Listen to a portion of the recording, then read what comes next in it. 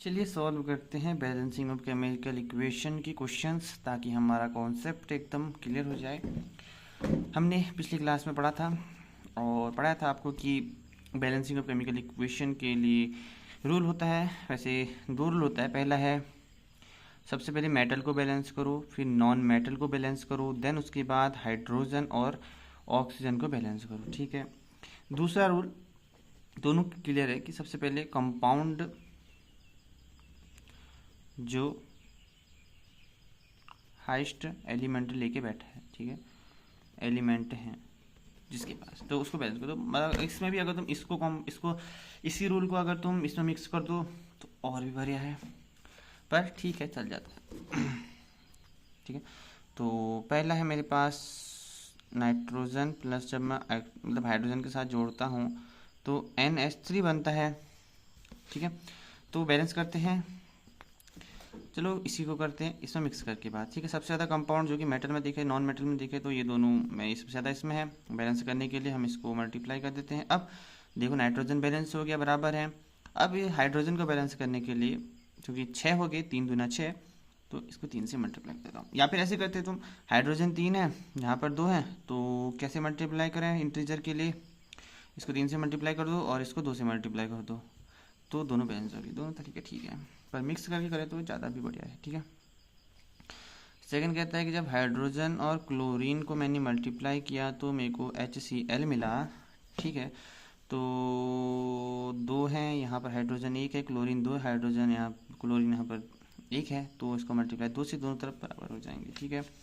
अब ये वाला क्वेश्चन मैं तुमको HW में दे रहा हूँ।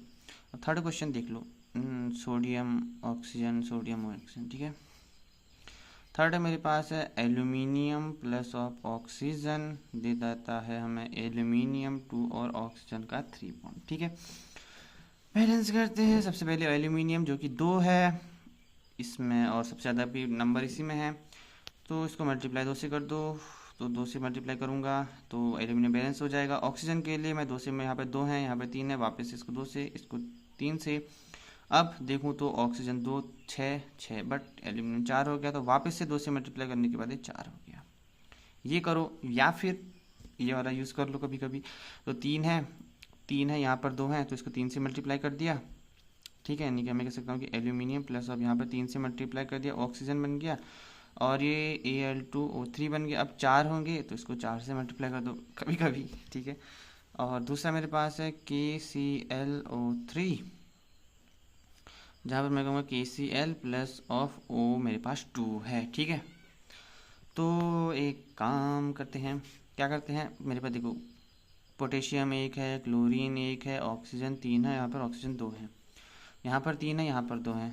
बैलेंस के लिए इंटीजर फॉर्म में 3 हो गया और यहाँ से 2 से मल्टीप्लाई कर दिया। ठीक है। अब क्या होगा, देखो इन दोनों की मल्टीप्लाई 6 हो गया, यहाँ पर भी 6 हो गया, मतलब ये दोनों बैलेंस हो गए। बट पोटेशियम यानी कि K और C मेरे पास बैलेंस नहीं है, तो इसके लिए मैं 2 से मल्टीप्लाई करूँगा तो ये दोनों भी बैलेंस हो जाएंगे। अब ये मेरा जो क्वेश्चन नंबर 6 है, इसको भी मैं तुम्हें HW में दे रहा हूँ, तो मेरे ख्याल से इन सबको कर देना बच्चों सॉल्व। ठीक है। ये दोनों HW में होगी, नोट कर लो, ये HW में ये वाला हो जाएगा, और एक ये तुम्हारा HW में हो गया। ठीक है। तो मिलते हैं तब तक के लिए, बाय।